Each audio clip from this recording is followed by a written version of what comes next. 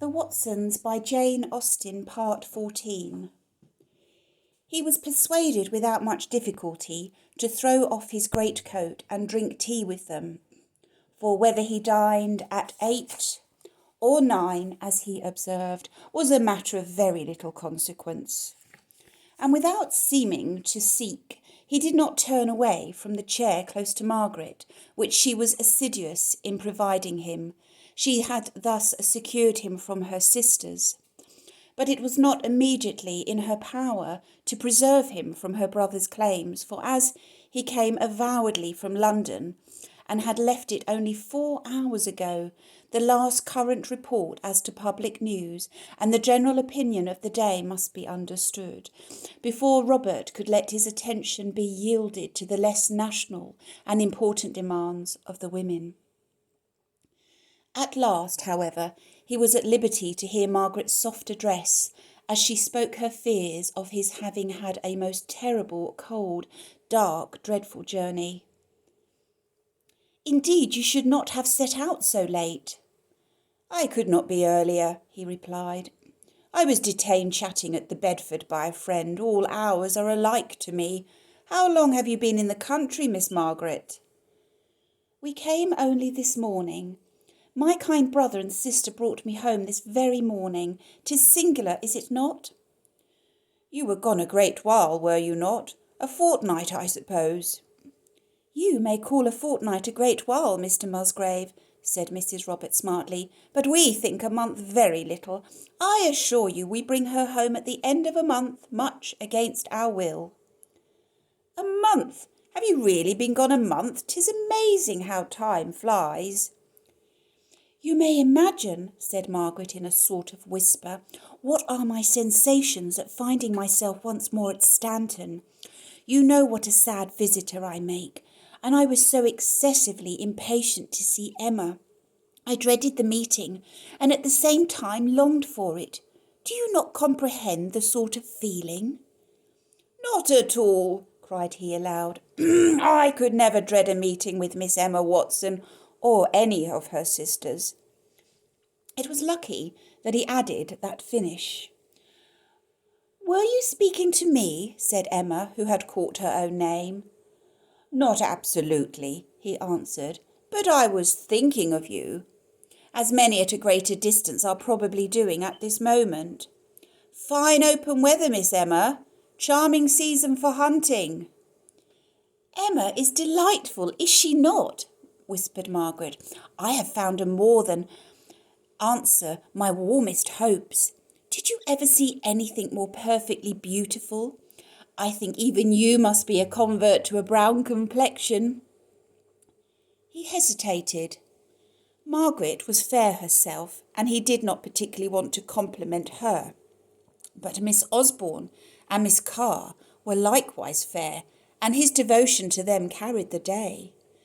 "Your sister's complexion," said he at last, "is as fine as a dark complexion can be, but I still profess my preference of a white skin. You have seen Miss Osborne? She is my model for a truly feminine complexion, and she is very fair." "Is she fairer than me?" Tom made no reply.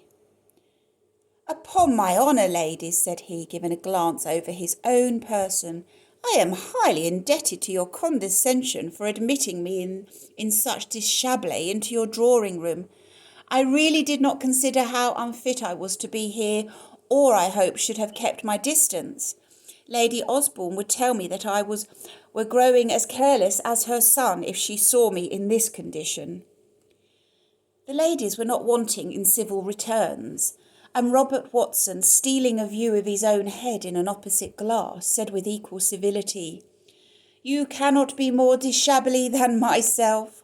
We got here so late that I had not time even to put a little fresh powder in my hair." Emma could not help entering into what she supposed her sister-in-law's feelings at that moment.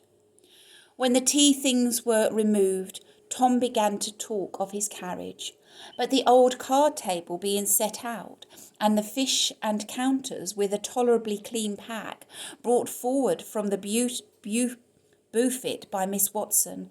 The general voice was so urgent with him to join their party that he agreed to allow himself another quarter of an hour. Even Emma was pleased that he would stay, for she was beginning to feel that a family party might be the worst of all parties, and the others were delighted. "What's your game?" cried he as he stood round the table. "Speculation, I believe," said Elizabeth. "My sister recommends it, and I fancy we all like it. I know you do, Tom." "It is the only round game played at Croydon now," said Mrs. Robert. "We never think of any other. I am glad it is a favourite with you." "Oh, me?" cried Tom. "Whatever you decide on will be a favourite with me. I have had some pleasant hours at speculation in my time, but I have not been in the way of it now for a long while. Vinktgun is the game at Osborne Castle. I have played nothing but Vinktgun of late. You should be astonished to hear the noise we make there.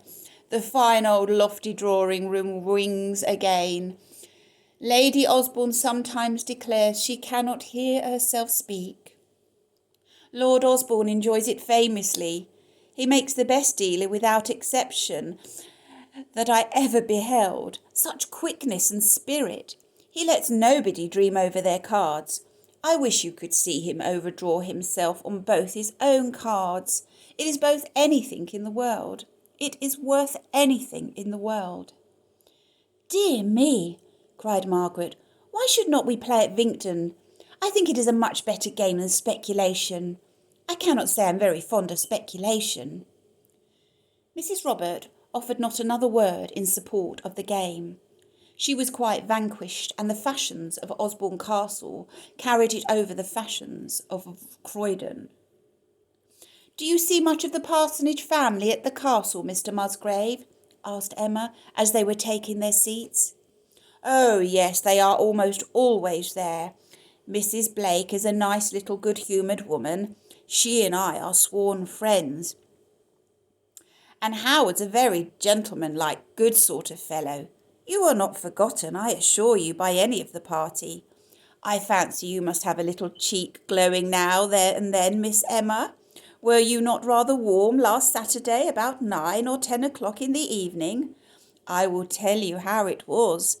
I see you are dying to know," says Howard to Lord Osborne. At this interesting moment he was called on by the others to regulate the game and determine some disputable point, and his attention was so totally engaged in the business and afterwards by the course of the game as never to revert to what he had been saying before. And Emma, though suffering a good deal from curiosity, dared not remind him. End of part 14.